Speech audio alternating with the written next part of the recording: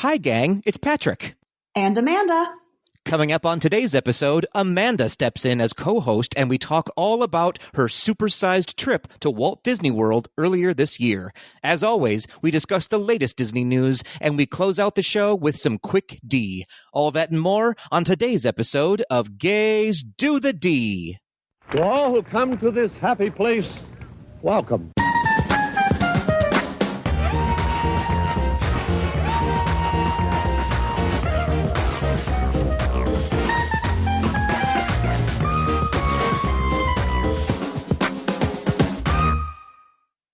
Amanda Neverland White.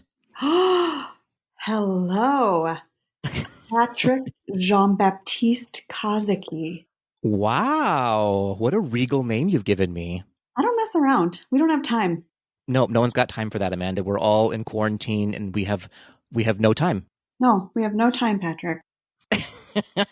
Amanda, welcome to the podcast. Oh, my word. It is an absolute joy and delight to be here. Hi, everyone. Well, thank you so much for joining us. As we announced last week, Adam is on hiatus this week. He's visiting with family, and he can't be bothered to spend time with all of our Tweedledees. So you, Amanda, have graciously stepped in as co-host this week. It is my true honor. Happy Pride, everybody. Happy Pride, everybody. How are you doing? Are you celebrating Pride this month? I am celebrating Pride all month, Patrick. Shout out to my people out there. What's really striking me this month, particularly this time around with Pride, is the fact that so many of our Black and Black trans siblings have made so many movements forward for the LGBTQ plus communities. So Black Lives Matter, Black Trans Lives Matter. Happy Pride. I love you. I'm getting all my messages in right away. Yeah, I totally agree with you. Obviously, this is a very interesting Pride Month for everybody. It's sort of been more about empowerment and about protest and about what Pride has been about since day one, more than it has been for a very long time. Absolutely. And that so many strides have been made on the shoulders of and lifted up by people who have come before us, generations who have fought for rights and for security and for justice. That is, to me, something that we have to celebrate as much as we're serious about it. So celebrate all month long and all year long and for the rest of your lives, right? That's right. So before we move on, we should remind all of our Tweedledees that we are, of course, recording remotely at a safe distance. Amanda, you're about 3,000 miles away from me. I don't know how far away New Prague is. Yeah, it's totally 3,000 miles. 45 minutes. So yeah, 3,000 miles. 45 minutes if you drive. It's like an hour and a half if I drive. So, of course, we are recording via Zencastr while we are remotely recording. So if you hear some weird glitches, and I'm sure that you will, that is why. It is nothing we're doing. We are practically perfect in every way. That's right. It feels really fancy. I know. Are you using a standing desk? I am totally sitting down like a couch potato right now. I am using a standing desk, but I'll tell you why, Patrick. I could not be more exhausted of sitting. I feel like I spend my entire life just sitting right now. So I'm over it. I'm standing. I have control of my world. You're the only one, I think, right now. So more power to you. Well, Amanda, we've made it through June. It's July now, or it will be July when this recording comes out. With it, of course, means Independence Day is on the horizon. A interestingly controversial holiday this year. It is. Yeah. I mean, I have a feeling all Americans, regardless of their positions on some of the things that we're dealing with and facing, do feel that tension. I know I do, Patrick. You know what I'm going to choose to do? I think this year is just, like we were talking about at the beginning of our chat today, just focus on the fact that a lot of sacrifices have been made to get us to this place. And there is more work to do than I think many of us are facing right now. So maybe we can just focus on that, focus on the work that is to come and possibility. I like it. Let's dedicate Independence Day to rededicating our lives to keeping this movement heading forward in the right direction. I am so in. Well, let's move on, Amanda, to some things that we know we can absolutely celebrate, and that's some Disney anniversaries. I love it. Well, as always, we'll start out with the youngest in our collection of anniversaries, turning 1 year old, Amanda, released on July 2nd, 2019, Spider-Man Far From Home. Ooh. I love it. Tom Holland, you can't go wrong. You can never go wrong with Tom Holland. Yeah. I'm very much keeping up with his Instagram game lately, and I can't get enough. Patrick, he's a triple threat, first of all. True. That is amazing. I have some feelings about Tom Holland. I have a lot of feelings, and they're not all in my head. No, yeah. Yeah. A lot of objectification. Hey-oh, that's what we do here on Gaze to the D. Time's up, fellas. It's time for you to get objectified now. So turning 13 years old, released on June 29th, 2007, Ratatouille. Ratatouille's a teenager. Oh, I love that. What a teenage rat. I like that. That should be the sequel. Ratatouille, Teenage Rat. Let's move on to our next anniversary. Turning 34 years old, it was released on July 2nd, 1986, The Great Mouse Detective. The Great Mouse Detective. I forgot about that show. A lot of people have. It's been 34 years since it was released, first of all. It's also just not celebrated in the parks very much or within Disney itself. No, Ratatouille overshadowed it. Yeah, no joke. No joke. It is a great movie, though. Worth watching for sure. We should do a take 2 of that here on Gaze to the D. I love it. Thank you. Thank you. So happy anniversaries, The Great Mouse Detective, Ratatouille, and Spider-Man Far From Home. Happy anniversary, you guys. Well, let's keep the celebrations rolling, shall we, Amanda? Indeed. What you got?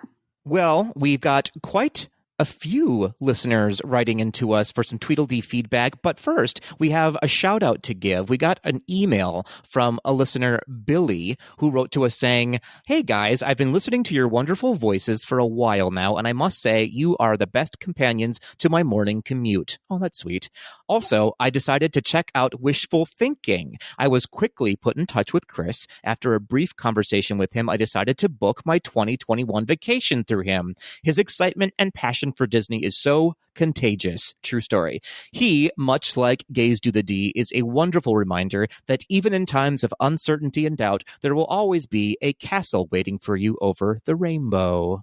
How lovely is that?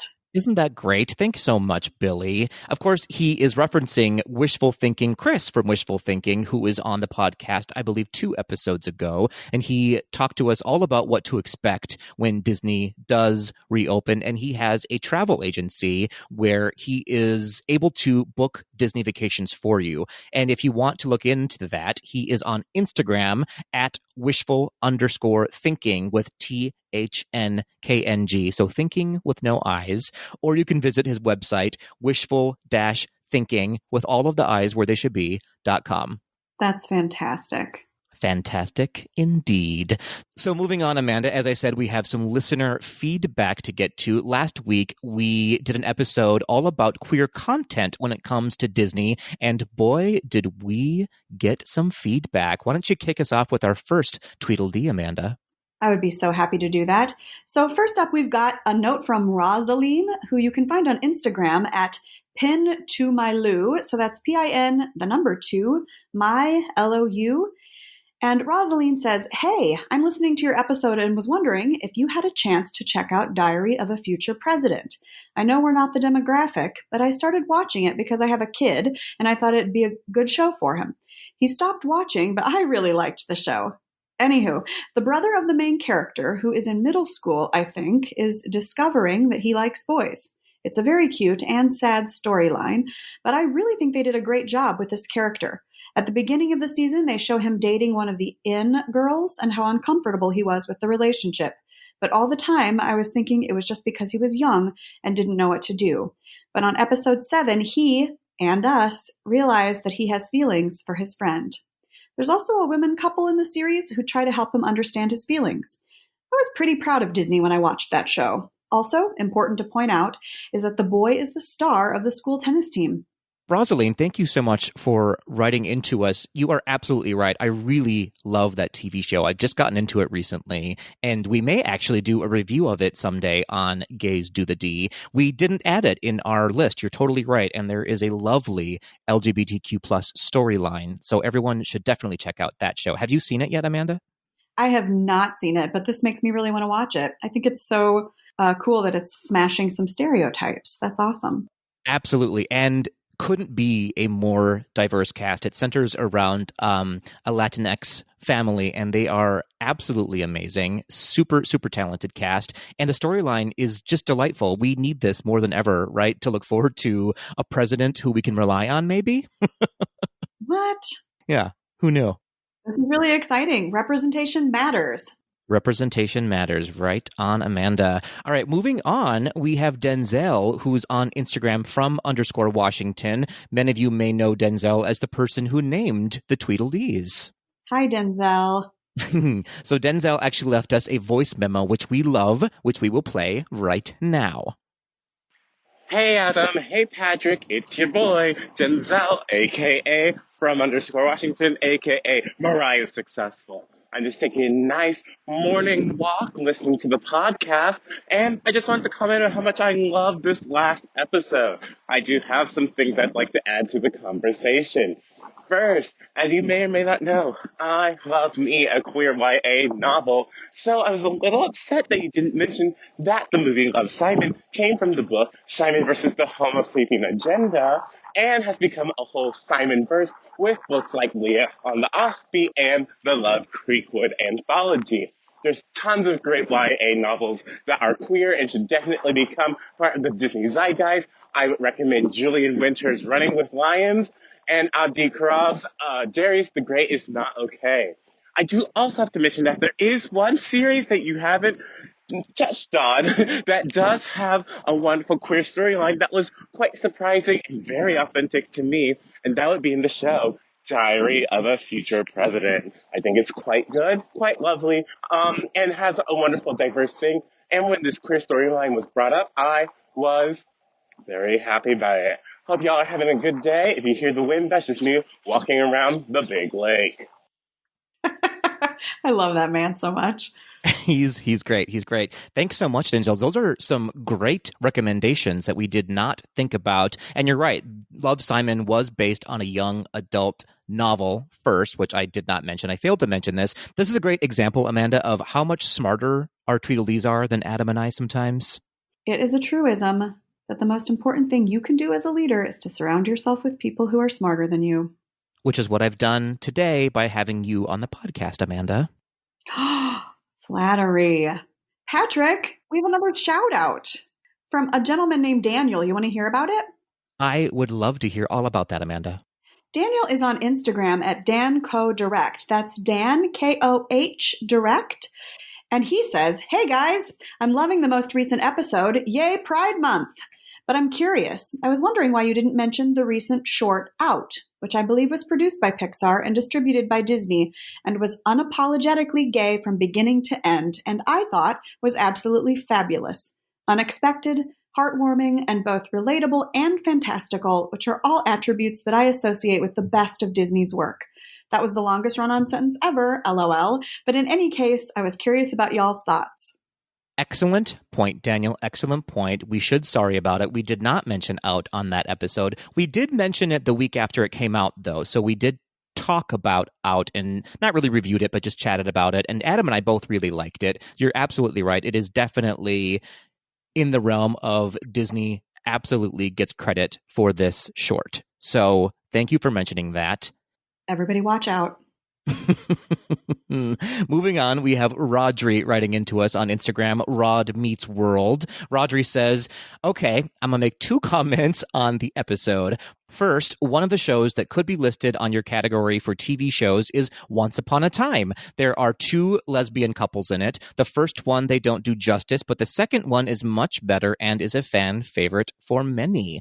Second, I watched all of Love, Victor, and I think it really depends on the demographic to see how you feel with that show. I think the show isn't supposed to be centered on Victor being gay or not. It's about a group of young teens who haven't figured out who they are yet. With all the pasts and hurt they each have, it's them navigating to try to figure out who they are in their own time.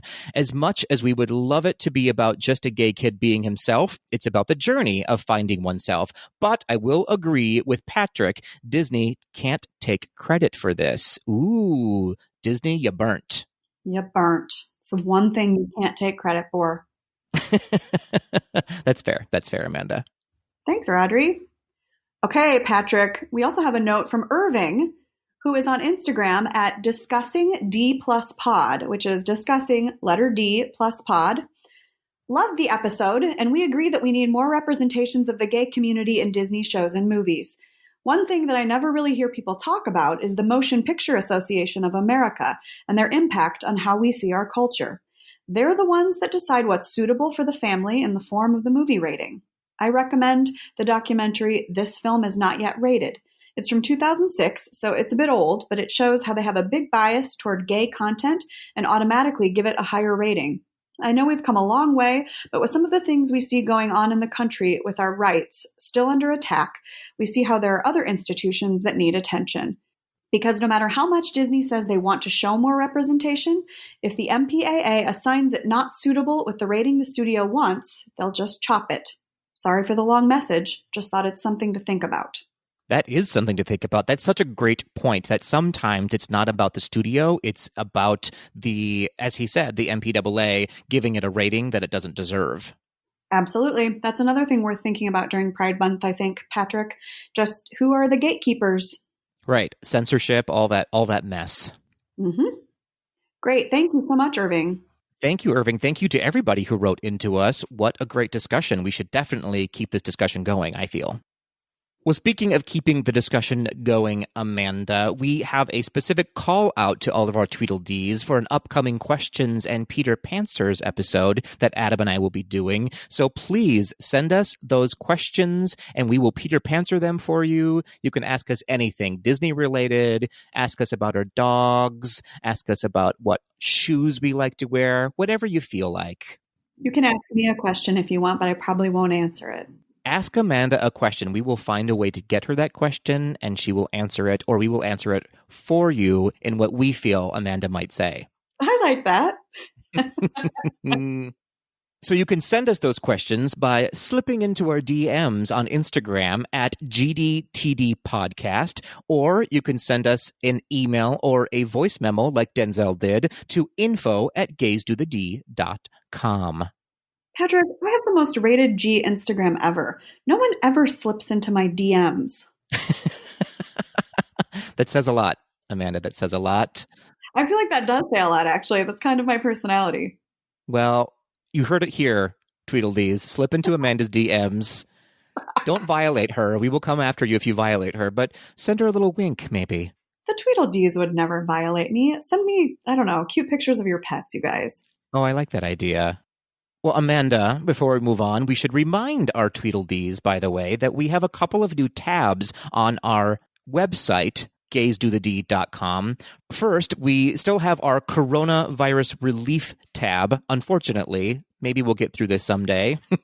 But if you click on that tab, it will bring you to the Crooked Media donation page, where all the money donated will be spread across multiple organizations who are in need due to COVID-19.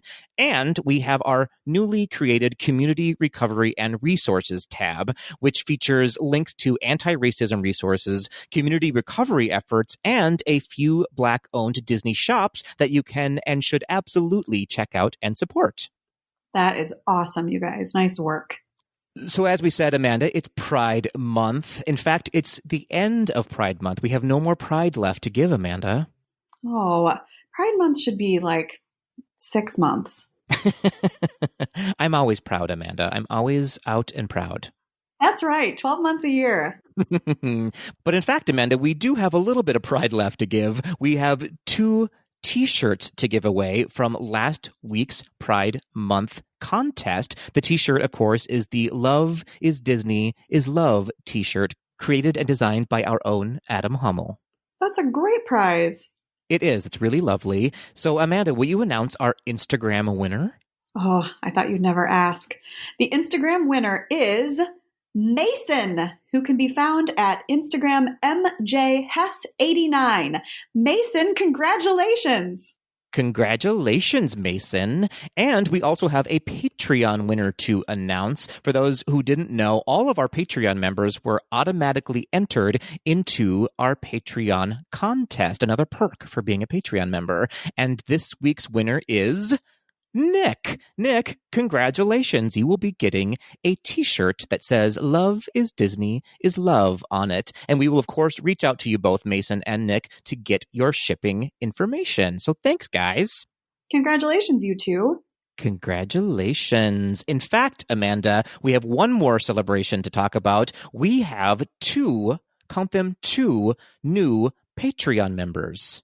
That is so exciting. Who are they? Super exciting. We have Jeremy and Laddie, who recently joined our Patreon family. Jeremy and Laddie, thank you. Thank you so much. For those who don't know, we do have a Patreon page on gaysdothed.com. You can just click on that donate button, where for as little as $1 reoccurring a month, you can join our Patreon family, which will get you access to additional Gays Do the D episodes called Gays Do the D, raw and uncut. It's always so fun to say.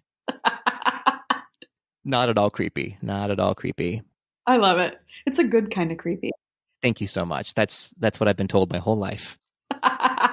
And of course, as you just heard, you're also entered into automatic Gays Do the D Patreon giveaways that are exclusive to Patreon members.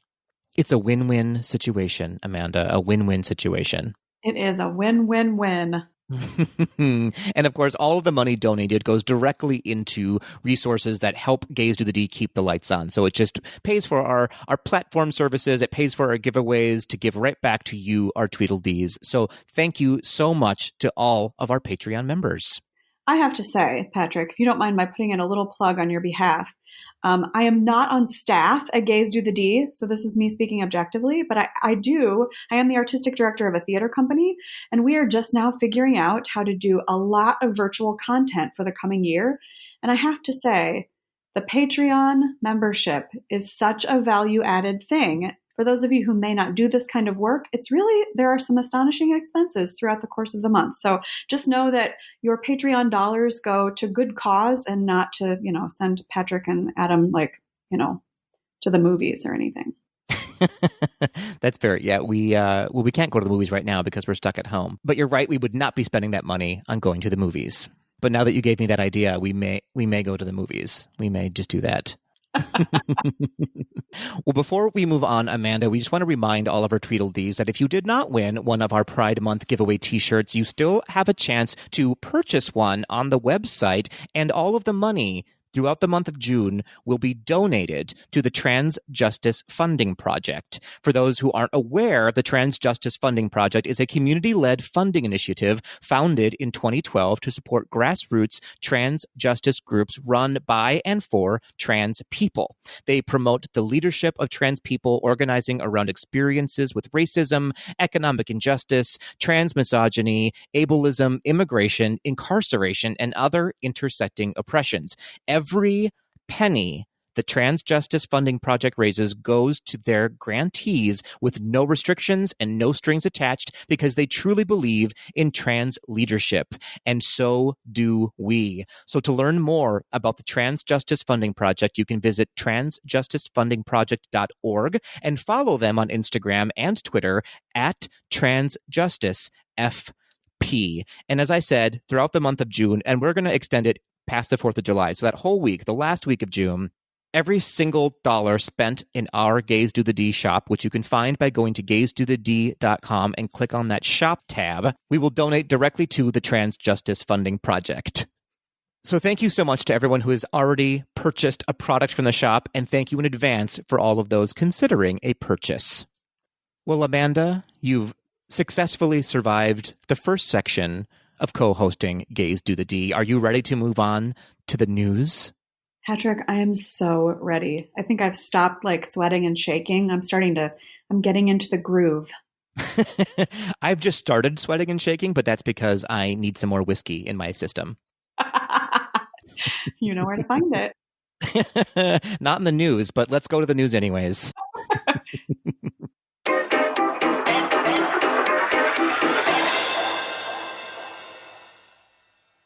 As per our new normal, we will start the news with information surrounding the reopening of Disney parks and COVID-19 as it relates to Disney. Disneyland has announced that they will be pushing out the reopening of Disneyland and California Adventure. Both parks were previously scheduled to open on July 17th. Disney's Grand Californian Hotel and Disney's Paradise Pier Hotel will also delay their reopenings to an as of yet undetermined date. Downtown Disney, however, does still plan to reopen on July 9th. The official reason given for the delayed reopenings is that the state of California has announced that it will not issue theme park reopening guidelines until after July 4th. Disney has indicated that would not allow them enough time to recall their cast members and have them trained in time for a July 17th reopening. It should also, however, be noted that an online petition to delay the reopening of the parks, which has been supported by many cast members, has gained incredible online momentum over the past few weeks. The petition urged state officials to keep the parks closed until the number of new cases reported goes down. This past week, California saw its highest number of new cases reported at more than 7,000. California's governor, Gavin Newsom, is urging his citizens to stay home, wear masks, and wash their hands. The governor has also released a statement praising Disney for postponing the opening date, saying, "This is an example of the data informing the decision-making, and that is exactly what we need to be doing moving forward." Amen to you, Governor Newsom. Amen to you.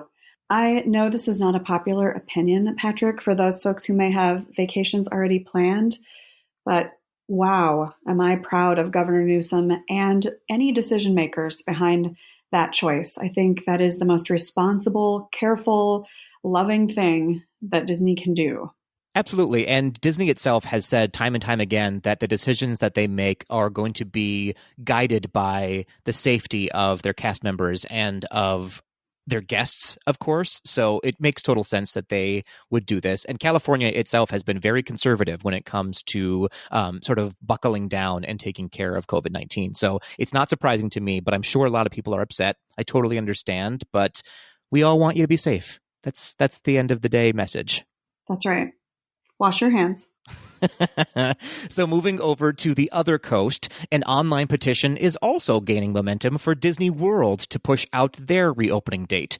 The petition is addressed to the Orlando and Orange County mayors and state officials, asking that they reconsider reopening the theme park until after COVID-19 cases are no longer rising.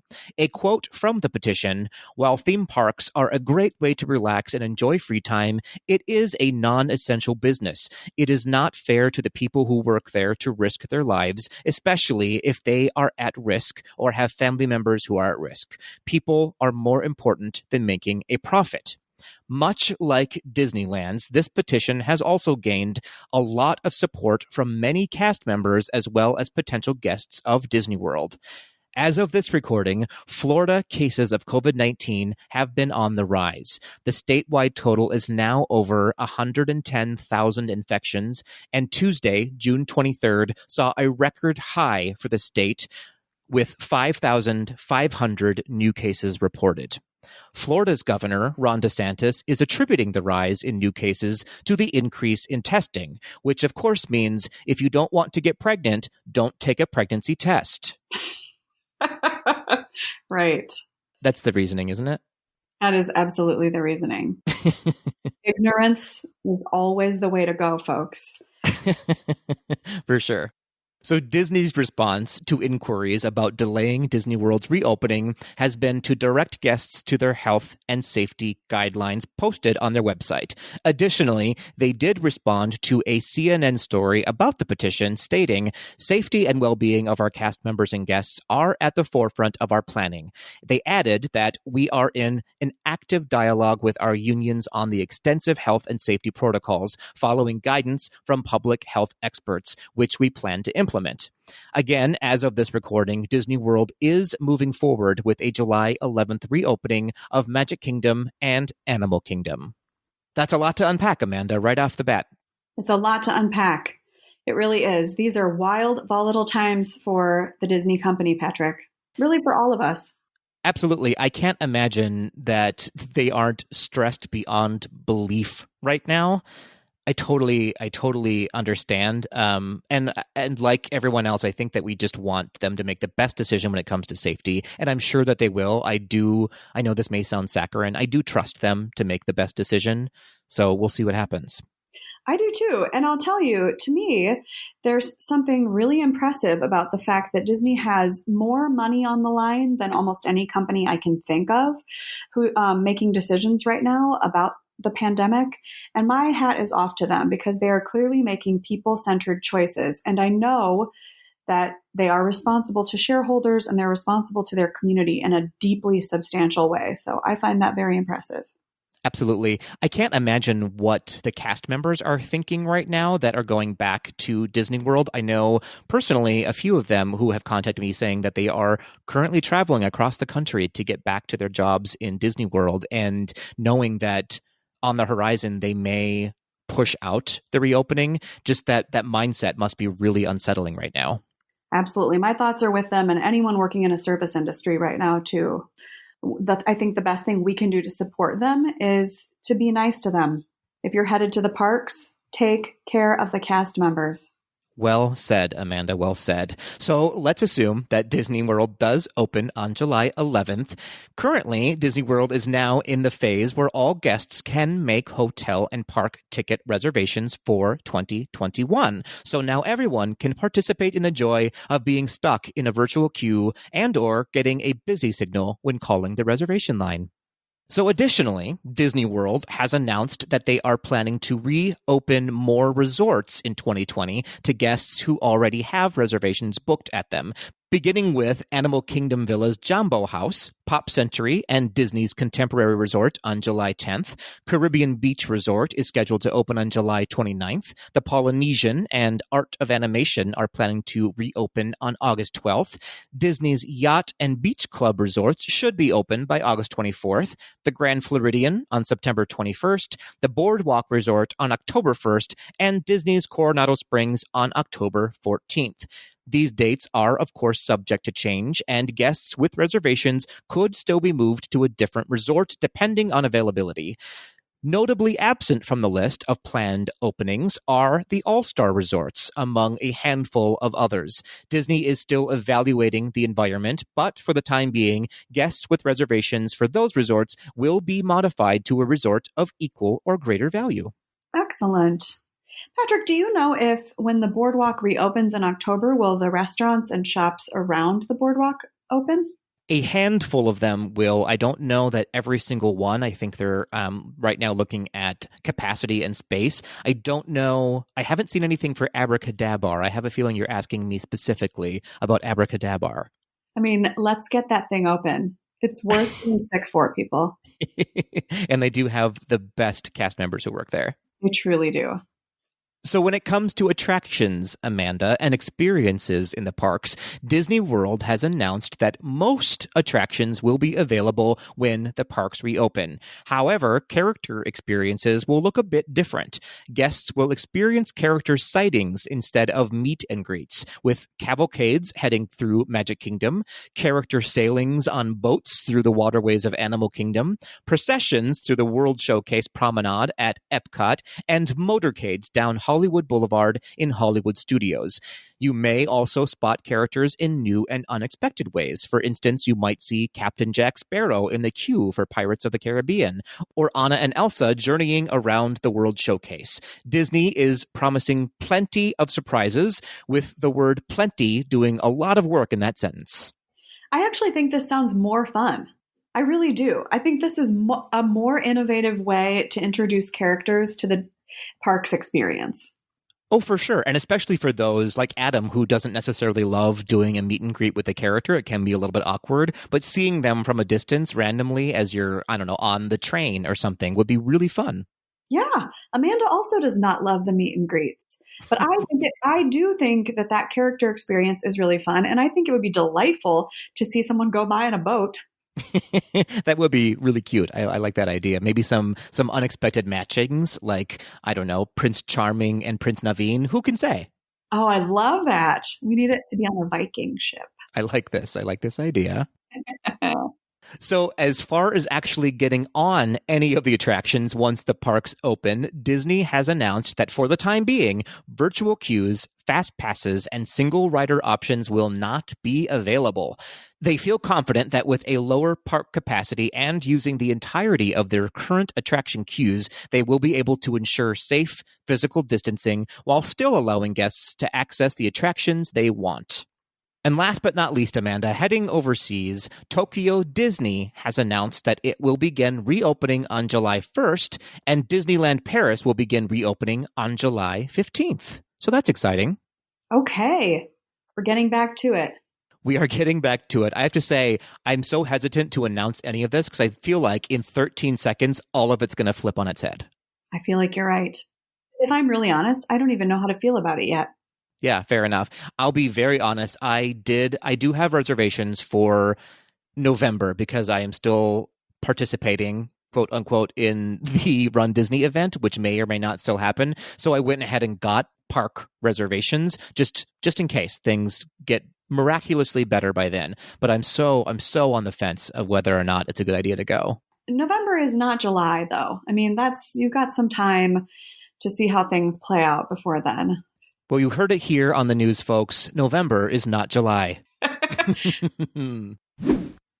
Patrick, it's really exciting to hear about this phased reopening of the Disney Resort hotels. And along with that phased reopening comes Disney's Fort Wilderness Resort and Campground. And do you know why that's exciting? Tell me, Amanda. Have you heard of the Tri-Circle D Ranch? Try to stop me from not knowing about this ranch. Actually, I'm going to be honest. Before I did the research for this news story, I had not heard of it. But it is on site right there on the resort at Disney's Fort Wilderness. And it has been there since the day before Walt Disney World Resort opened. The interesting thing about Tri-Circle D is that it is in support of Walt Disney's passionate love for horses. His insistence that horses be included in the Disneyland Resort transferred as they were building Walt Disney World's resort in Orlando. And so to honor his wishes that horses be included, they built the Tri-Circle D Ranch. And so last August, the Disney Parks blog announced that the Tri-Circle D was receiving a new and totally enhanced barn space with room for the horses to play, to move about better, for guests to take rides on resident horses. And the new stables have much larger space, much larger stalls for the horses. There are 10 additional stalls, and they are all equipped with brand new and automated water and feeding stations. So an enhanced space for caretaking of these beautiful animals and an enhanced guest experience. The barn is 2 times the size of the original barn, Patrick. And they also have a space for wedding harness and tack for Cinderella's ponies. Aww. Isn't that sweet? I love that. In addition, Walt Disney in the 1950s purchased an iconic wagon. It was created in 1907 and it is called the Dragon Calliope. It is a huge, beautiful horse-drawn musical wagon. And he purchased the wagon for the Disneyland park in the 1950s, and it was transferred to Disney's Fort Wilderness Resort. It can now be viewed there in a horse museum that was created to honor Walt's love of the animals and will be used and pulled by horses for some of Disney's upcoming anniversary events. Another really exciting thing about the Tri-Circle D Ranch, Patrick, is that they have a new member of the family over there. Violet, a tiny foal, was born right in the new stable, and she has been spending some time lately with her mama, Elsa, and preparing for guests to return to the ranch. I love that. This is super exciting. I would love to visit this ranch. Isn't that cool? I didn't know about it at all. And it contains a small horse museum in honor of Walt's love for the animals. So I think that's also really cool. And I had never heard of it. Now, for me, Amanda, being 5'5", a small horse is just a horse. Correct. Same. And if you were at all on the fence, you seriously need to check out a picture of this thing because it is an absolute stunner and it has been rehabbed and is pulled entirely by horses. So it's pretty gorgeous. The same can be said for me, Amanda. Amanda, dreams really can come true if we all just dig a little deeper. On June 25th, Disney officially announced that they will be retheming Splash Mountain to feature the Princess and the Frog at both Disneyland and the Magic Kingdom in Disney World. How exciting is that news? Incredibly exciting. So according to the Disney Parks blog, they have been working on this since last year. And you know what, Amanda, maybe that's true, but my gut instinct is to say, sure, Jan. Yeah. Okay.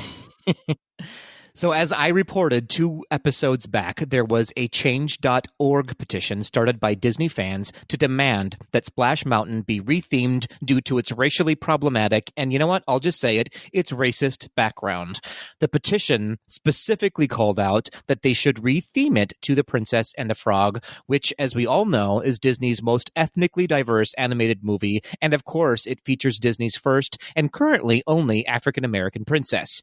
So whether or not Disney had this retheming planned since last year, quote unquote, or if they decided to do it 8 minutes ago, at least it's finally happening.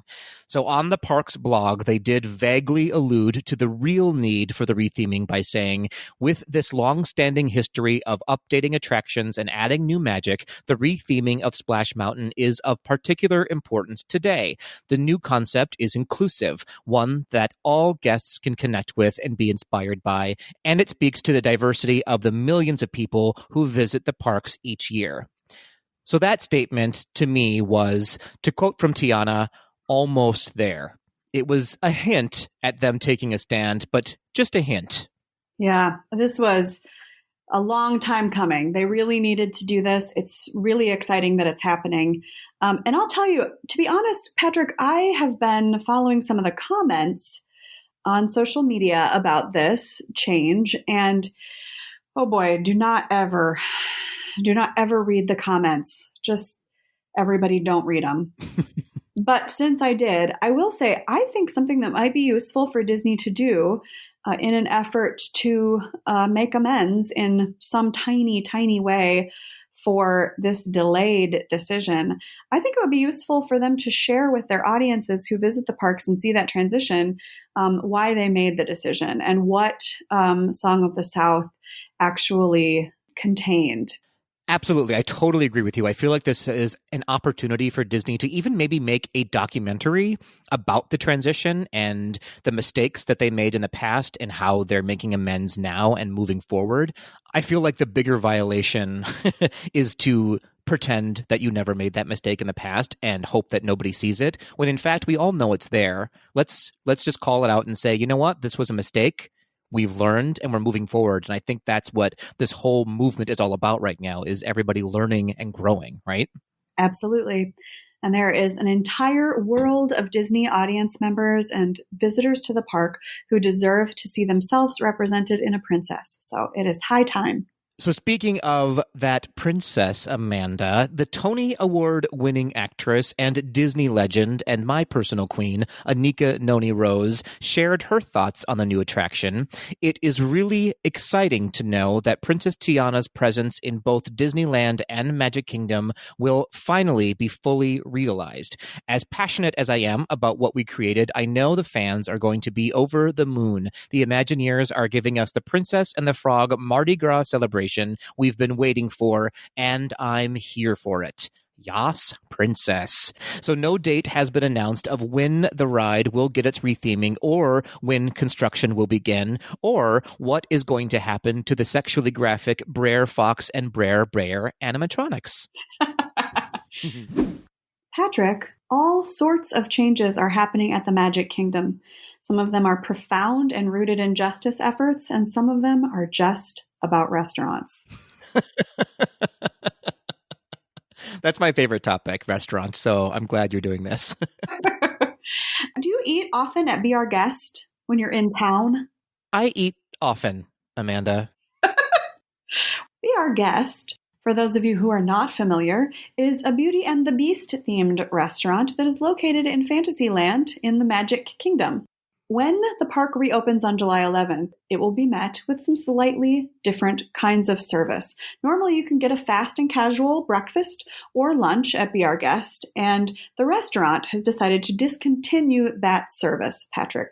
The reasons are plenty. Part of them are because they use Enchanted Rose pagers to alert you that your meal is ready to go, and for obvious reasons, these are a safety violation for guests. And so they've decided to change things around over at Be Our Guest. They will now be offering only table service. And you can choose from a prefix menu. There is a prefix menu for both adults and for children. And the price point has actually raised a little bit, Patrick. So we're going for a totally different feel at Be Our Guest. And a different kind of experience. So if you're invested in table service and you want to sit down and have a lovely meal with your guests or family, then Be Our Guest might be a new option for you. Interesting. I'm kind of torn about that because I loved that it was one of the nicer places that you can get a quick service meal on the cheap and have a beautiful ambiance around you. But also, I do appreciate that it does sort of depreciate the ambiance around you when it is a quick service situation. It sort of takes away from the specialness of the restaurant. So I can see it from both sides. You know, it'll be interesting to hear about some firsthand guest experiences. So any of you Tweedledees out there who go to Be Our Guest, let us know what you think, because now the price point is for both lunch and dinner, Patrick. There's no difference. $62 for adults for the prefix menu and $37 for children aged 3 to 9. So it is not inexpensive to eat at Be Our Guest now. And the prefix menu is actually a pared down version of the previous prefix menu. So several shifts. Yikes. I can't imagine that I'm going to pay $62 for lunch. But listen, I'm not gonna shame you for doing that. If you have the coin, please bring me with you. That's right.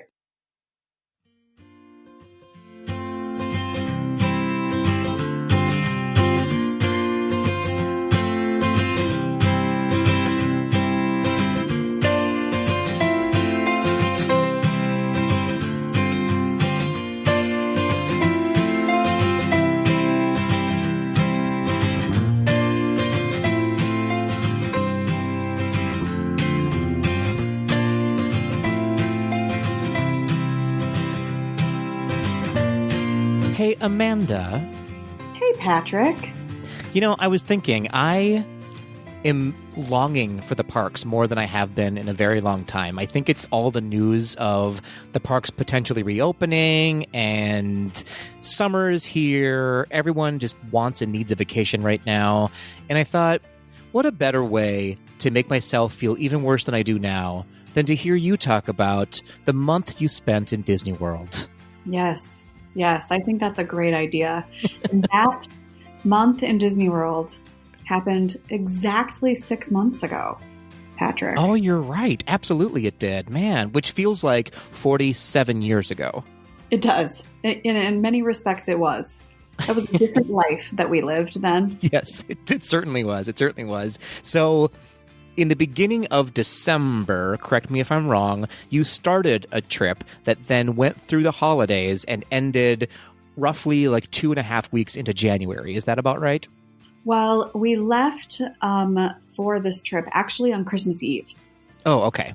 Yep. And we, that sounded like a very bad idea to me to leave on Christmas Eve for Orlando. But we did it because that's the way it just worked out best. And Ben, my husband, and I flew to Orlando and met Ben's parents, Darrell and Addie. They picked us up. And we started an adventure that would end, for me, on January 12th. Amazing. Amazing. So let's back up just a little bit. So what prompted all of this extended trip into Disney World? Was there a plan for you to do that, or did the stars align somehow and it just happened to be that way? Talk me through that. Yeah, absolutely. Okay, so the first leg of this trip, ironically, was the last leg of it. Patrick, as you know, I started a journey as a runner a little more than a year ago. I guess it's been almost 18 months now. And decided that I felt very strongly about proving to myself that my body could take on this kind of work. Being a runner has always been something that I find very impressive when people can go distances. And so I just determined for myself that I wanted to get into a place where eventually I could run what I considered to be a substantial distance. And my friend Patrick, it turns out, is a runner. And he is also a bit of a Disney fan.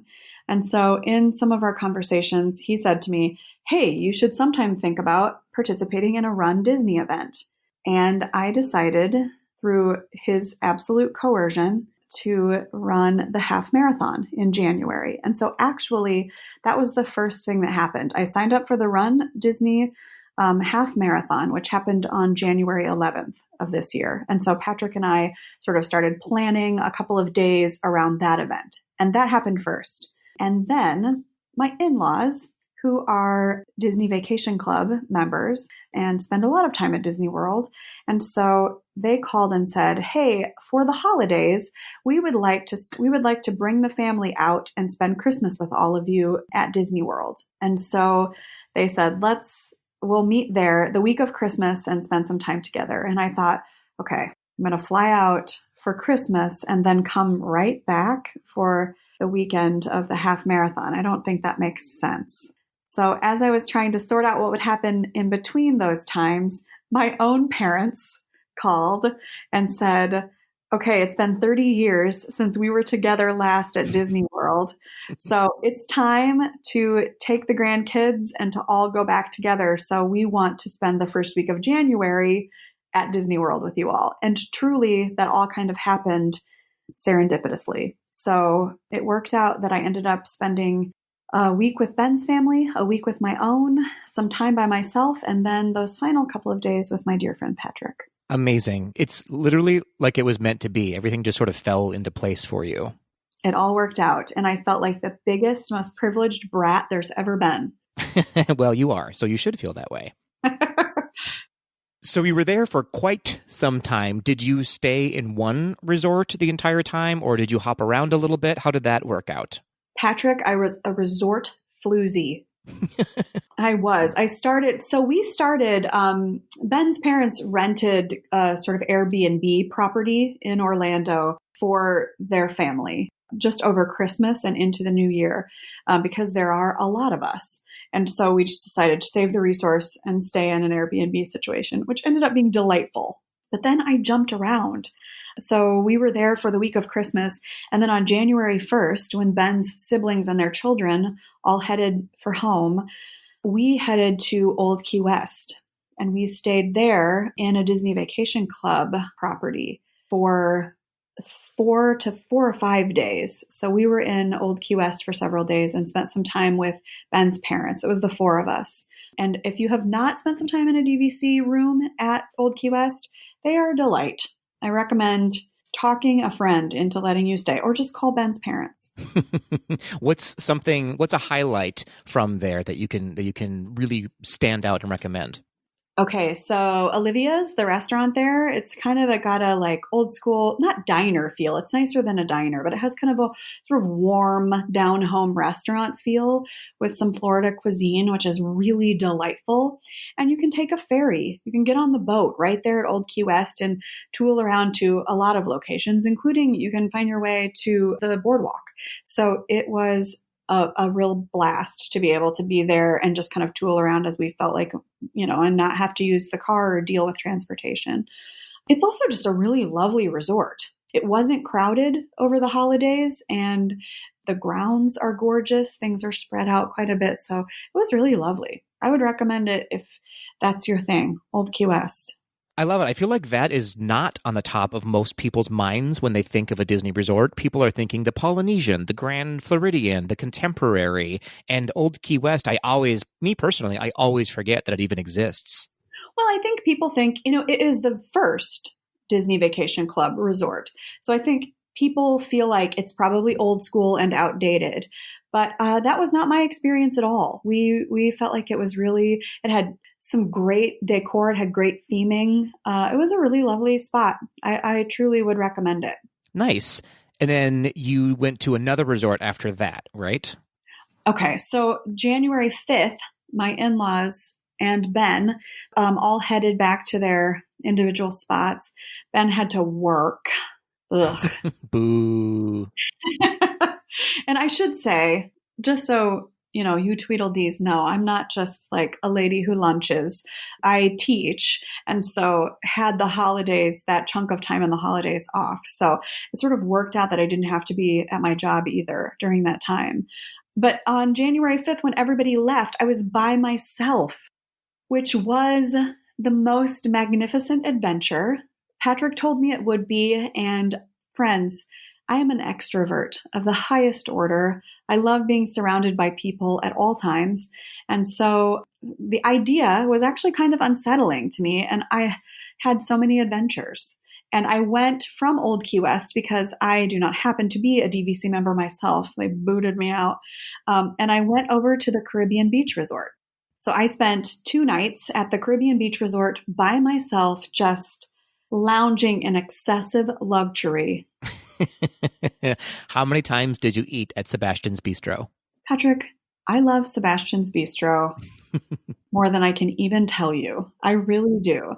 So they have like the most delicious pull-apart rolls. Their appetizers, I always piece together for my own meal. It is the yummiest. If you stay at Caribbean Beach Resort, you have to eat at Sebastian's. And also, there was a waiter in the restaurant there. I found out that I was accepted into a doctoral program that I really wanted to be a part of. And so I was very excited because I just received my letter and I'm sitting at this table by myself, and the waiter came over and I just, again, because I'm an extrovert, I said, guess what? I just got into grad school, and looped the poor waiter in on my excitement. And to celebrate, he bought me a glass of sparkling wine and a dessert to my table. So they're also just the warmest, loveliest people there. Oh, what a great tip. So if you need a glass of champagne, just tell the closest waiter to you that you've been accepted into a doctoral program. Yes, just say, I got into seminary. I need a drink. Got it. Just the hot tips here from Amanda. Yep.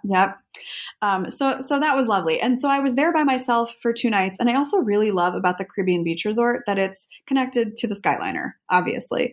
So really easy way to get around if, again, you don't have transportation, or if you're a woman staying by yourself at a resort and don't want to deal with, some of the safety or security issues around transit between the parks. So super easy. It was delightful. And then from there, Patrick, like some kind of starlet, I left on the morning of January 7th and went over to the slightly less glamorous but no less delightful All-Star Movies, where my family arrived, my parents and my sister and her amazing husband, my brother Josh, and their children. And we spent the rest of the time, we were at Disney World at All-Star Movies, which is an absolute joy. Yeah, I feel like a lot of people sort of turn their nose at the all-star resorts, and I'm here to tell you they are pretty delightful. They are more of a motel feel for sure, but a Disney motel. They are Disney themed. They're very comfortable and very clean. They're very clean. They're beautifully, All-Star Movies has a big redesign that just happened, and so a lot of the rooms are refurnished, and they're totally delightful. The pool is lovely. It was not chaotic. It was not crowded. I think that the dining halls are just great. They serve, because they're deeply family oriented. They're open really late at night, and you can wander through and grab a drink or grab a sundae or some popcorn if you're just in the need of a snack on your way back from the parks. And I really felt like it was a great trade-off to stay in the all-star resorts because they're so much less expensive. They are a value resort. And then if you have the extra money and you don't feel like waiting all the time for the bus to come and pick you up, just use it on your Uber or Lyft, right? Yeah, absolutely. I love that idea. It's sort of like staying at a really fun summer camp when you're at the all-star resorts.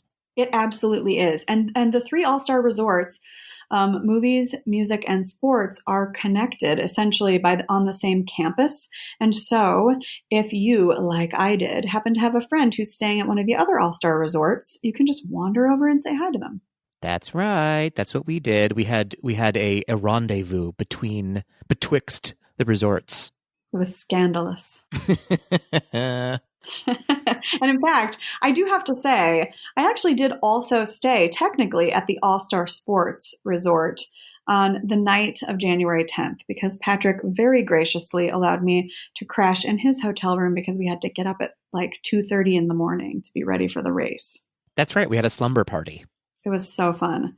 And you guys, Patrick Hazuki is the person to have a slumber party with. All of you already knew this, but when I showed up, because it was my first run Disney event, there was a stuffed Mickey plush on my bed and some treats waiting for me. It was like going to like the best slumber party ever. Well, I don't have a lot of friends, Amanda, so I need to treat the friends that I do have very well. I know some Tweedledees who would disagree, Patrick. You have a lot of friends. So here's a burning question I have for you. You hopped to, it sounded like about 4 different resorts. Did your luggage follow you or did you have to take it with you every time? The luggage was a dream come true. Here is a little tip. If you do end up having to move between resorts for your trip for any reason, that process is smooth as silk. Every time I moved to a different resort, I just took my bags down and I asked if they could have them delivered to the next spot. They were delivered, and they will even, depending upon how much time you have, make sure that your luggage gets to your specific room. So it was quite easy. And a funny thing happened. My luggage actually fell apart. Oh, no. While I was there, it was just the wheels and stuff. I had a mess of a suitcase, and they were so lovely to just like help me drag them where they needed to go. Make sure, obviously, to tip your cast members when they help you out to that degree. But boy, was it just smooth and lovely. That's so great to hear. Yeah, it was totally a Disney experience. Like they just took care of me. See, this is what I always tell people when they are vacillating between should I get a Disney resort or stay off property. And I think it is so worth it to stay on a Disney resort because of those unexpected things that may happen. Disney will take care of you. They want you to have the best time possible. And if you're not having the best time possible, they want to correct it for you. Friends, I'm here to tell you, I am not, I know this trip sounds snazzy, but I'm not snazzy. And I mean, seriously, I will camp out. I do not care about where I sleep.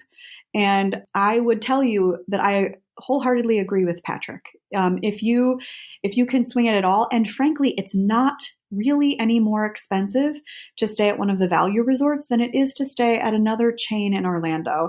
And the value added is so extraordinary that I will stay at a Disney resort every time. Paid for by Disney. So let's move on, Amanda, to some of the things that you experienced while you were on your trip. So as you said, you were there during the holidays and, of course, over New Year's Eve. Had you been there over the holidays before? I had never been over the holidays, and I was really excited. I'm a little bit of a planner. I always have spreadsheets and everything put together. And so I'm sure it was quite annoying to my in-laws because I put together, 14,000 reservations, etc. I was really ready for there to be chaos and crowds over the holidays, and I was so determined to see every little thing. And Patrick, it's not that bad. I mean, knock on everything. But honestly, the holidays this year, and this is, I want to remind you, pre-pandemic, it was not crowded and chaotic. There were a couple of days when the park was at capacity, which we know we can expect. And if you're able to plan around that, I would suggest doing it. But it was the crowds on the days that were not December 24th and 25th or December 31st were totally doable. We got there, like I said, on December 24th, and I had made reservations for a late dinner at Chefs de France. So we ate there, and it was a lovely meal. I would not say it's my favorite meal I've ever had at Disney, but it was delightful to be able to sit and look out the window at the lights and to sort of enjoy what was actually kind of a quiet and peaceful Christmas Eve. I love that. That sounds so delightful. It was a joy. And it was just Ben and my in-laws. And I would suggest it. I mean, if you're looking for a nice spot to have a holiday meal, it's a great selection at Chefs de France, and it's a lovely space right there in the World Showcase. And it was fairly quiet. We did eat late in the evening, and then we just kind of wandered around through the showcase and enjoyed some quiet before family arrived the next day. So it was really nice. So I know that you did not get a chance to go to Mickey's Very Merry Christmas party, but did you get to enjoy any other holiday events like the Christmas tree walk in Disney Springs or anything like that? Sure did. So the next day when all of the family arrived, we headed to Disney Springs to check out the Christmas trees, which was amazing. You have to go. It will be crowded and insane, and you will lose 3 of your children, and everybody will panic. But you have to go. It is such a delight to see what the Disney artists have come up with around themed Christmas trees on that walk. The smells are like classic holiday. It really is worth it. Go and just know you're going to be uncomfortable and people are going to step on your toes, but worth it. Did you have a favorite tree? I think I love the villain tree. There was a villain tree. That's my girl. Yeah, it's something else. They're pretty fantastic. And you can, if you haven't taken a holiday family photo yet, you can do that right in front of one of the trees. People are really gracious about clearing out. So we got some good shots for the holidays there too. That is such a great idea. I love that. Yeah, worth it. We did also, Patrick, on December 26th, we headed over to Chef Mickey's brunch and had a little bit of a holiday-themed Chef Mickey's brunch there, which was the first time I've ever been a part of that brunch, and it was a total delight. Yes, I always recommend either Chef Mickey's in Disney World or Goofy's Kitchen I think that's what it's called, in Disneyland. They're both very similar. It's not the best food in the world, but it's pretty good for a brunch that caters to people of all ages, and it's such a great way to see characters. Absolutely. It's an insane amount of food, first of all. And if you're feeling like lunch, you can have lunch, and they have great breakfast food, and they have Mickey waffles, so don't complain. And the cast members who are waiting on you are so awesome about filling up your coffee. So if you're an adult and you're super worried about looking childish, stop it. You're at Disney World. I totally agree. Absolutely 100%. I fully recommend that restaurant. And then, Patrick, on the day after that, on the 27th, we headed over to see the Candlelight Processional. Amazing. That is absolutely on my bucket list. Who was presenting that evening? The glorious Marlee Matlin. Oh, you're kidding me. She was so wonderful. That's a dream come true. I love her so much. Her gifts to The West Wing, the TV show The West Wing. Boy, oh boy, what a gem. You guys, little side shout out, greatest TV show ever made. 100% accurate. So she was glorious. Another sort of unexpected delight for us was that they have local high school choirs who come in and sing to support whatever artist happens to be there who's featured that evening. And there is nothing more magnificent than seeing a mildly sullen group of high school students support some very zealous musicians in holiday celebration. So it was totally a delight all around. So did you cry multiple times or just one time for the entire time? I cried many times, really over the course of this trip. I'm sure you're not shocked to hear. So you also got to experience New Year's Eve in the world of Disney. How was that? Ben and I this past year, we were pass holders, and so had the opportunity to go to the parks whenever we wanted to without blackout dates. And so planned to wander over on New Year's Eve to visit. And then because we had family and we're kind of managing some things with kiddos in the morning, by around noon that day, they had already closed down access to the parks because it had reached capacity. And so we didn't get to visit the parks on New Year's Eve. Boo. Yeah, it was a bummer. That's still on my bucket list. So I feel like that's an experience you probably should have with friends and not little kids. So maybe you and I can go back at some point if you'll have me. Fair enough. I can't imagine wanting to be that close to anybody right now. Like, it's so hard to like get myself in that mindset. But yes, I absolutely want to see the fireworks. Specifically at Epcot, I heard that Epcot has the best New Year's Eve fireworks. I have also heard that. Yeah, it's really interesting. Speaking of crowds, I was looking through some photos today and yesterday, kind of reminiscing about the trip. And I realized that my post or my, quarantine brain was panicking at some of the pictures that I had taken of these huge crowds. My brain kept going to, why were you so irresponsible? But this was a time when crowds did not seem daunting at all to me. Fair enough. It's funny when you mentioned that it wasn't that crowded there over the holidays, which I totally believe that it maybe isn't as crazy as a lot of people build it up to be. But I wonder sometimes, you and I being from the Midwest, who are people who are comfortable being very close to each other. And we have the state fair here, one of the biggest state fairs in the country, where it's like The Walking Dead when you go in there. Yes, it is. So I wonder if our expectations are just at a different level. That is totally possible. I don't think either of us have a space bubble. So I truly don't mind somebody being right up in my face. But yes, I guess if you're a person who feels some discomfort with proximity, this would not be your time of year. But honestly, it didn't really feel that different to me than, say, being there during maybe Halloween or spring break. I suppose it's possible that the crowds would vary from year to year. We had some really good friends who went last year who said they would never go again during the holidays because it was that crowded. So I don't know. Maybe it was just a year where we lucked out. I'm not sure, but it didn't feel that bad to me. Fair enough. Fair enough. So let's flip that on its head, Amanda. You said that you spent some time alone while you were there in Disney World, a couple of days, in fact.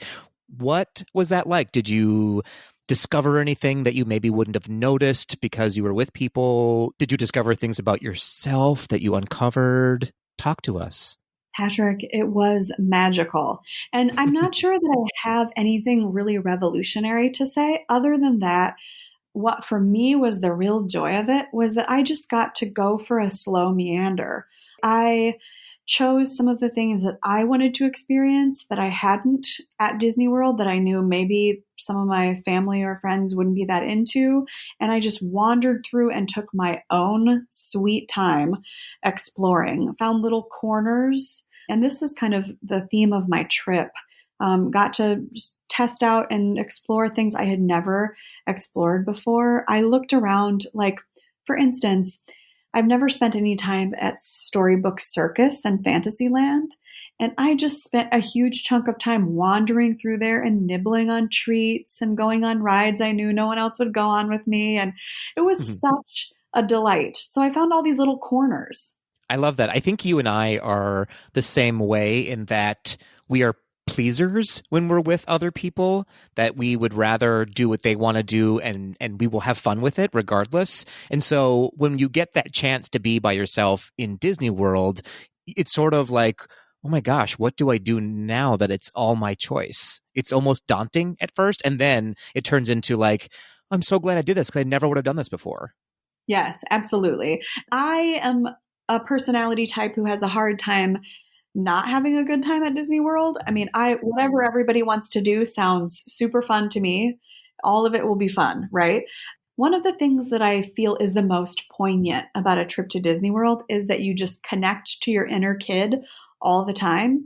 For me, as a fully grown adult, and perhaps more importantly, as an artist, that ends up being hugely rejuvenating. I think it's really important in life to do that. And so also, I found myself connecting to the stories that were there in a different, like in a very personal, specific way that I don't with a group. You know, remembering my own connections to Dumbo, or, you know, the ways in which I connected to those stories as a child, and letting myself experience some of those feelings again without having to be on, if that makes sense. 100% it makes sense. There's little hidden gems all over, specifically Magic Kingdom, I think, that bring me back to this nostalgic place that I don't notice when I'm with a group of people. But when I'm by myself, I tend to notice details that I hadn't seen before. And it just brings me back to being 9, 10, 11 years old. Absolutely. And, Patrick, even outside of being by myself, more with Ben, but sometimes also with others while we were there for an extended period of time, I had the chance to also to assert my agenda to some degree, to say, I really want to try this thing. And so one of the things that kept popping up is the opportunity to explore some of the resorts. I was curious about how, what the different experiences were there, and had been reading about maybe some of the food or about some of the ways that the lobbies were designed or what. And I wanted to see what that was like too. So we wandered several of the resorts. I finally got to have a warm beignet and some coffee at Port Orleans French Quarter. Oh my gosh, go do it. Everybody go do it right now. Get off the podcast and go do it. Another spot with some corners, if you really have the time to look, is Animal Kingdom. And one of the major discoveries I made in that time was the animation experience at Animal Kingdom. It is so fantastic. It seems like a dry experience, right? When you read it about it on My Disney Experience, it's essentially an experience with a Disney animator, and you learn how to draw a well-known and beloved character. And oh my gosh, it is not dry at all. And it is, in fact, a treasure. And if you want to have a takeaway, some kind of meaningful souvenir, and you don't have a whole lot of extra cash, you will draw a really fantastic version of a Disney character that you can take home with you. So I recommend it. It was really fun.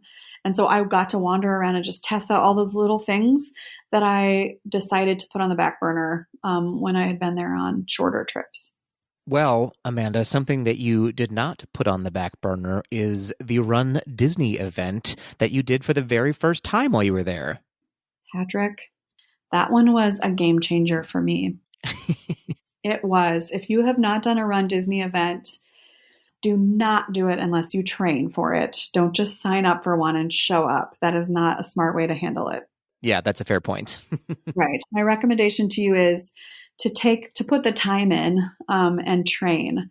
Sign up for it now and just force yourself to do the training. It will be often painful. Really more, for me, this journey in running has been more sort of emotionally and psychologically challenging than physically challenging. But Disney, like in all facets of the organization, takes care of you on a run. I was not at all certain that I was ready, even though I had very carefully trained for this. And I was also very certain that I was going to ruin Patrick's experience during the half marathon. Okay. I mean, honestly, and Patrick and I talked about this many times because, and I've mentioned this on a podcast before, Patrick is way further along in his running journey than I am. And so I thought for sure, I mean, obviously he's going to be faster than me. And I also understand if you have a flagship running event in your life, like a half marathon is for me anyway, that you have been training and you want to do your personal best. And Patrick kept assuring me with his loving way that he was fine and was my partner and wanted to do it with me. And so I took him at his word. And I have to tell you, it was wild. It was magic. It was horrible. It was a lot of things. And Patrick and I had been monitoring the temperature in the days leading up, and there had been warnings. And in fact, this year, for those of you who are following along with Run Disney News, you know that they had to modify the full marathon this year because they deemed it unsafe temperature for runners to complete more than 26 miles. So Patrick and I were not sure even until the morning of that we were even going to be given the chance to run. And the humidity index was at, what was it, Patrick? 80%? It was 1,000 as far as I'm concerned. It was like we opened the door from the hotel and it was like walking into a swimming pool. I was thoroughly unprepared for that level of heat. And like you say, Patrick, like the just sheer moisture that was pouring out of the air. And so woke up kind of nauseated that morning, and I was tired. Like Patrick and I were both pretty exhausted because it's hard to fall asleep the night before a major run. And so we got, what would you say, Patrick? We got about 2.5 hours of sleep. I think that's a little bit exaggerating, but yeah, it wasn't like a full night's sleep. No. It was crazy. Yeah. And we got up the next morning and we headed to the race site, to the starting line, and found our corral and we ran. I honestly was not anticipating feeling as emotional about it as I did. I am an emotional creature, and so I knew that I would feel things on the run, but I was not prepared for what happened.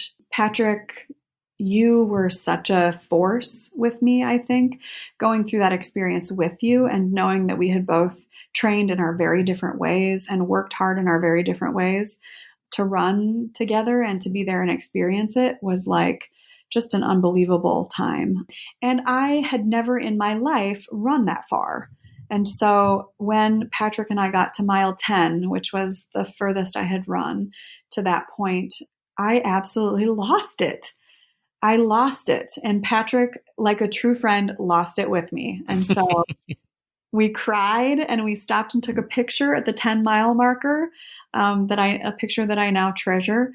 And I have to tell you, folks, if you get the chance, a Disney run is a great run to participate in because they take care of you and they are excited for you and they cheer for you. And there are people lined up every step of the way to hydrate you and to make sure if you need a bathroom, you can grab one, and all kinds of resources to get you to that finish line in good health. And so it was just an absolutely awesome experience. And I highly recommend it. And I yesterday realized, I looked at the picture that Patrick, you took of me at the finish line holding up my medal and got a little weepy because I realized it's not something that you sort of grab onto in the moment, but the fact that I pushed myself into a space that I wasn't sure I was capable of, or that, I had not yet lived in, that my body actually is capable of doing more than I think it can do. And we all have different thresholds for this, right? I don't want to be ableist and suggest that the only way you can feel this kind of epiphany is by running a half marathon. We all have our sort of thresholds and boundaries. And when that was a moment for me that I pushed beyond one. And so it was super moving. And to do it with one of my best friends in the world was also just like an unbelievable experience. So yeah, I feel really proud of that. And it was a killer way to start a new year that would become an absolute dumpster fire. But it started pretty good. It did. It started pretty good. And you were a rock star along that race. You may not remember it that way, but you kept pushing and you did exactly what I did on my first run. Was you just went through peaks and valleys of emotion and of speed and of stopping and doing what you needed to do to get through it. But that, I feel like, is how I recommend people experience a Run Disney, is through the completion of it is what you're doing. It's not about, for me, how fast you do it. It's not about how tired you are at the end of it. It's just that you did it, right? Yep, absolutely. I look forward to whatever the next Run Disney event is in my life. I'm super glad that you, Patrick, get to, go back and have one of those soon. I hope it stays in place, that they're able to do it safely, because I would always want somebody to be able to experience that. So it was awesome. Do it, Tweedledees. You will not be sorry. And if you do it and Patrick and I are there, we will cheer for you. Yes, absolutely. Let us know if you're there. We want to hang out with you and celebrate with you. Another thing I just want to say, this is kind of, I don't know if I'm allowed to say this because it's not very Disney. It has nothing to do with Disney World, honestly. But this was part of my trip, and I just think you should do it. If you're in Orlando and you're visiting Disney World, Patrick, I don't know if you know this, but my dad is from Tampa. Mm-hmm. Yep. And so his dream, being back in the area for the first time in decades, was to visit a restaurant, the Columbia restaurant, in Celebration. And we went there for dinner one night because Dad had all of these fond memories as a child of eating at the Columbia in Ybor City. And so you got to go, you guys. First of all, you should see Celebration, which is the wildest, loveliest little community. It is a planned community, and it's interesting. It has all kinds of great little shops and restaurants. We stopped for drinks the night we went at Imperium Food and Wine, which is a little wine bar in Celebration, and then went for the most delicious Spanish meal I have ever had at the Columbia. And it's family owned since 1905. So get over there. If you have transportation to Celebration, make it part of your Disney trip. That was another kind of cool thing, that we had that chunk of time to explore a little bit outside of some of the traditional space. And we just took a lift over and to check it out. So I recommend that. Just a little plug for the Columbia. I love that. I hear Celebration, Florida is especially beautiful over the holidays. It was gorgeous. So you have experienced a lot of firsts on this past trip, Amanda. Was there anything that stuck out that you are now adding to your list that you're going to for sure do on your next Disney trip? You know, Patrick, a thing that I feel like I need to do on my next Disney trip, something that I learned this time around, was I got to experience Disney with people who have not been to Disney or who have limited experiences at Disney. And boy, is there no joy like it. So I think my takeaway is, the next time I go to Disney, I'm going to take along somebody who's fairly new to it and just watch them experience some of the things I love so much. I can honestly not think of anything lovelier. It was really fun for me also, because you were there with our nieces and nephews, and to watch you with them and have fun with them and show them things that you loved was a total delight for me too. So I think that's the thing that I have to do next time, is take somebody with me who's new to it. That is an excellent idea. I love that. I absolutely did love hanging out with your nieces and nephews. That, I think, was my favorite part of the trip. I loved the whole trip, the run and seeing old friends, but watching Disney through the eyes of a child, literally, is not literally, they didn't take their eyes out and put them in my head, but watching them experience Disney is such a treasure that you really can't experience anywhere else. No, totally not. And one of the reasons, one of the things that I thought was really fun to watch was to see a couple of to see my brother and to see some of my nieces and nephews experience, when we went to Hollywood Studios, and to watch them experience some of the Star Wars attractions was like the most delightful thing in the world. Today I was watching a video of my brother-in-law walking into Rise of the Resistance for the first time, and it made me weepy, because it was like watching a little kid experience something from their childhood. So you guys, watching you all get weepy going on that ride was just like the most adorable, delightful thing. So I got to see all kinds of childlike joy on that trip. It was really fun. I remember walking off of Rise of the Resistance for the first time and looking at Josh, your brother-in-law. We just both made eye contact and immediately started sobbing, and we turned away from each other and cried in different directions for about 3 minutes. You sure did. It was adorable. And I remember my dad being like, "Are you guys crying?" Did not hit him in the same way. He's not a Star Wars generation, though. Fair. That's fair enough. Yeah, that was amazing. That was amazing. Okay, so Amanda, to wrap this up a little bit. Yeah. $1 million question. Would you take an extended trip like this again? I would absolutely take this extended trip again. Here's what I'll say. I think next time I would strike a balance. I think 2 weeks is a dream come true for this kind of trip. It gives you time to relax, time to explore corners you might not have seen before, and also doesn't take you out of your life to a point that's stressful. I think much more than that becomes a little intense if you're an adult with responsibilities. Home starts to beckon a little bit. So I think it was like a dream come true. I know I will never again in my life likely have the opportunity to just wander Disney for 3 weeks. So I'm going to call it a huge gift and be grateful to the universe for it. But yeah, I think if you're thinking about like, I'm just going to go for it and plan a huge epic trip, do 2 weeks. That'll be amazing. Yeah, I'd agree with you. I think, I don't want to put words in Adam's mouth, but I feel like he said before that his perfect trip at Disney is maybe 4 or 5 days. And yes, that is an absolute perfect amount of time. But I feel like I could just be there forever. Every time I'm there, I want more time while I'm there. Yep.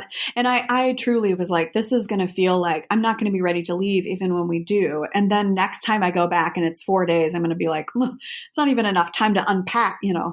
Um, but honestly, you do sort of get to a point where I don't want to see the man behind the curtain at all, you know, at Disney.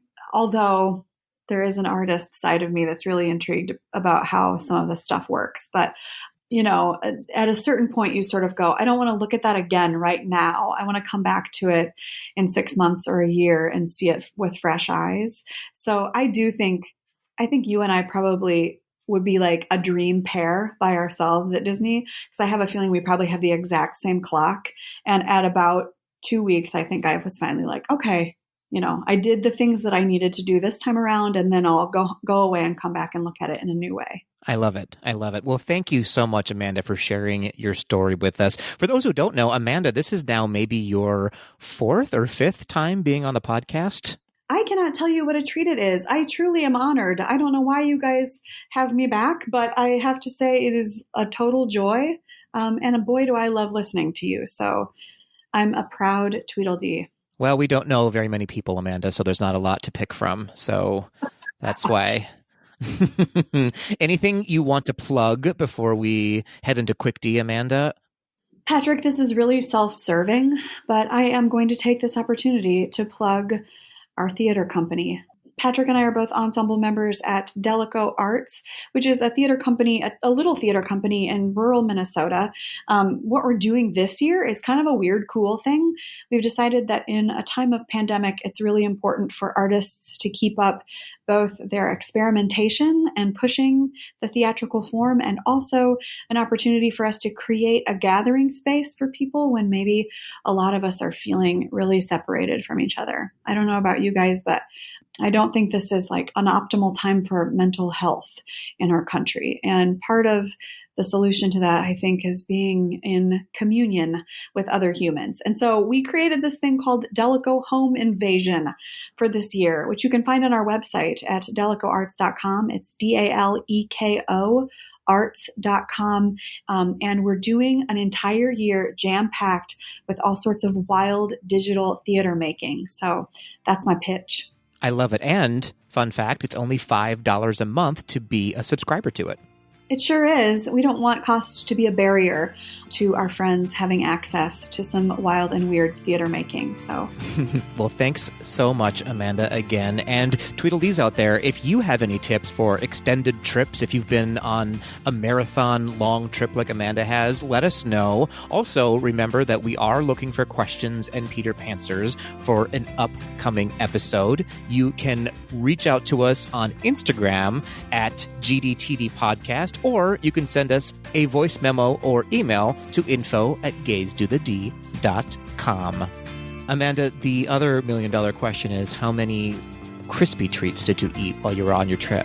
Patrick, I ate such a wide range of crispy treats. Also, I brought many of them home. I know you did. You sent me one in the mail, or you delivered it to my home, the peanut butter and chocolate one that I love so much. And I have to believe it was the last one that ever was. Well, I hope you're wrong, but I want it to be yours. Well, thanks, Amanda. It was delicious.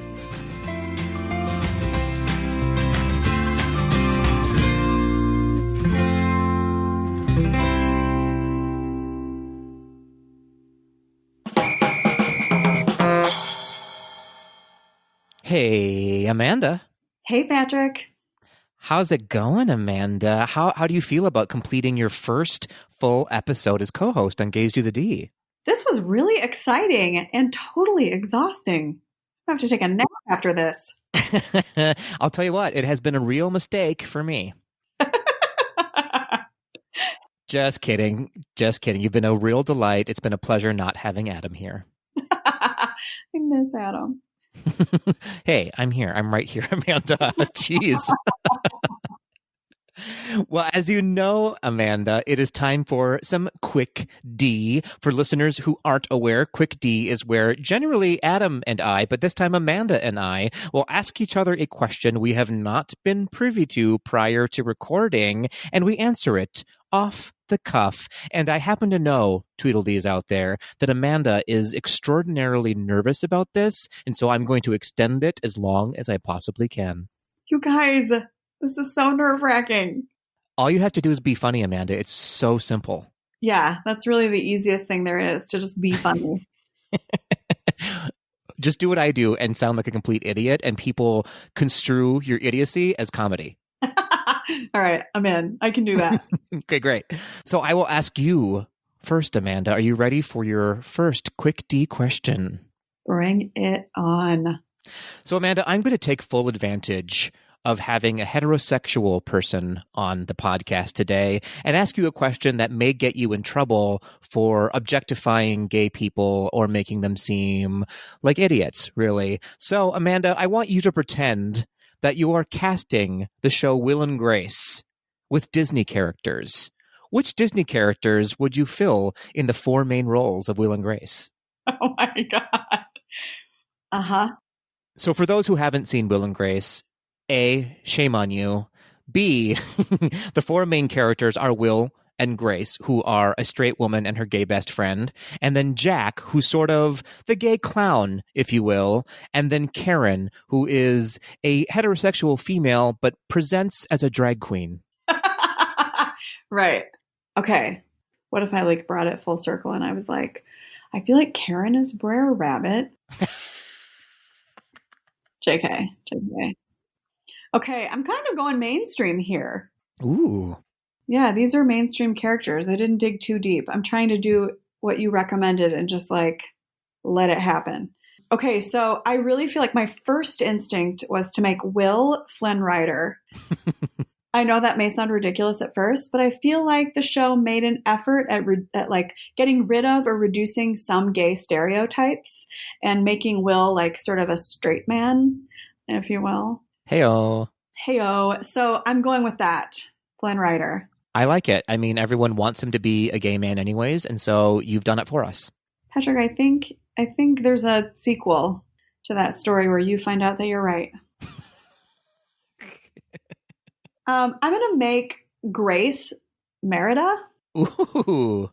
Yeah, I mean, I know there's the obvious ginger thing going, but also I feel like a thing that we learn from Grace is that even though we see her antics with men throughout, that her relationship and her like true loves in the series are not her romantic relationships. And I feel like we also see that in Merida too, that she is a princess who doesn't need a man. So I like that idea. I like it. I'm here for it. Also, she's always fighting off bears. She is always fighting off bears. I think no one can argue with the fact that Jack is Timon. That is 1,000% the right answer. He absolutely is Timon. Yep. And I feel like, now this is a hot take. I feel like Karen is Tinkerbell. Okay, you're going to have to unpack that for me. Because she's like really femme presenting. I mean, kind of Karen has that sort of, you know, what am I looking for? Who's like a classic sort of, she's got a little bit of a Mae West thing going on sometimes. Like, right? She's ultra feminine. Mm-hmm. Also, she's mouthy. She's sassy. She takes no guff from anybody. And I like that Tinkerbell does have that sort of, I mean, you said drag queen. I think Tinkerbell has that sort of feel of being this magical character that sort of defies gender in some ways, even though she does like majorly ultra femme present. So that's what I'm going with. I love it. You took a thoughtful approach to this, something that's never been done here on Gays Do the D. So I appreciate that. Okay. I'm sure somebody who's like, you know, who's much more skilled in this arena would have come up with like, you know, some subversive or lesser known characters, but that's my cast. I think it's perfect. I appreciate it 100%. It's really fun to get into the mind of a straight person. There it was, a straight mind at work. Well, all right, Amanda. I don't know if anyone said this to you before, but please give me your quick D. No one ever slides into my DMs. Okay, are you ready? I'm always ready. All right, here's my question. Also, absolutely no room for offending anybody in this question. Great. It's been oft said that 2020 will be one for the history books, Patrick. The quick D scenario I'm giving you is this. Walt Disney has been granted a return to life for one day to create a new Disney animated film based on this year. You have 3 minutes to get him up to speed before his pitch to the creative execs. What should he know to tell a good animated story about the year 2020? So who are some of the heroes? Who are the villains? Who are some sidekicks? Maybe what's a song title in the film? And you can always repurpose a song that's already in the Disney canon if you want to. Oh boy. How do I unpack the absolute trash bomb that has been this year? Maybe that's the title of the movie, first of all. I just say, you know what? Here's your title. It's called Trash Bomb. I love it. It is called Trash Bomb. You're absolutely right. You are correct so far. So I say to him, Mr. Disney, here's the thing. You may not have seen it because you were dead at the time, but there was a movie that Disney made called A Bug's Life. The beginning of our year started off with a bug that tried to kill us all, Mr. Disney. It really has been a bug's life for us. A bug is keeping us in our homes. The bugs are winning. We are losing.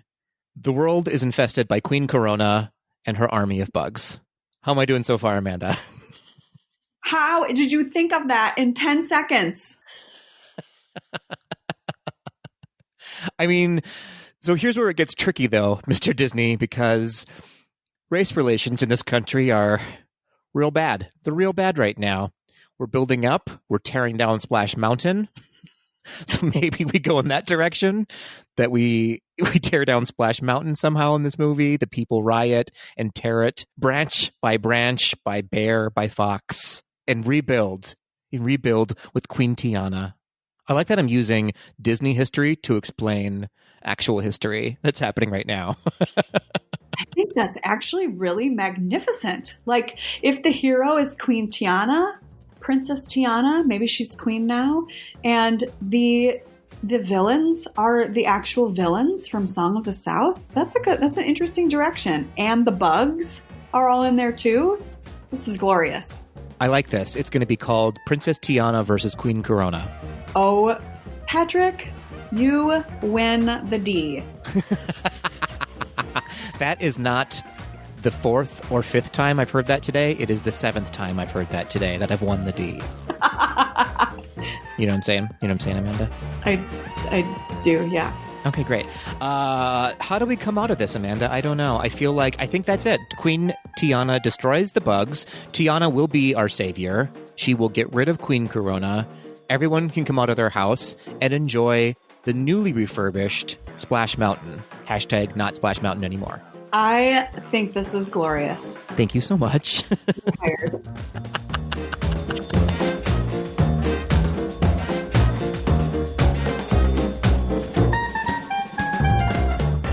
That will do it for this episode of Gays Do the D. Thanks for listening. To become a patron of the podcast, visit our website at gaysdothed.com/donate. For a donation of any amount, you can receive exclusive Gays Do the D content and help us continue to bring you the very best Disney news and discussion. Continue the conversation after this episode on Facebook, Instagram, and Twitter at GDTD Podcast. Submit your questions or show ideas to info@gaysdothed.com. Have a great week, everybody. See ya real soon.